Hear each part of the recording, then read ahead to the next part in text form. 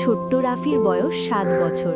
সে থাকে এক সবুজ গ্রামে, যেখানে চারদিকে ধানক্ষেত আর পাখির ডাক শোনা যায়। রাফির সবচেয়ে প্রিয় বন্ধু হলো তার দুষ্টু সাদা ছাগল টুকটুক। টুকটুক সবসময় রাফির পেছন পেছন হাঁটে। রাফি ডাকলেই সে বলে ম্যাঁ। একদিন গ্রামের হাট বসেছে। রাফি আর টুকটুক আনন্দে হাঁটে গেল। হঠাৎ রাফি দেখল একটা ছোট্ট ছেলে কাঁদছে। তার লাল রঙের খেলনা গাড়ি হারিয়ে গেছে। রাফি বলল, চিন্তা করো না, আমরা খুঁজে দেব। টুকটুক নাক দিয়ে শুকতে শুকতে এদিক ওদিক ঘুরতে লাগলো। হঠাৎ সে একটা সবজি দোকানের পাশে থামল। সেখানে আলুর ঝুড়ির নিচে লাল কিছু একটা চকচক করছে। রাফি ঝুঁকে দেখে, আরে এটা তো খেলনা গাড়ি। ছোট্ট ছেলেটা খুশিতে লাফ দিল, ধন্যবাদ। টুকটুক খুশিতে ম্যাঁ করে ডাকল।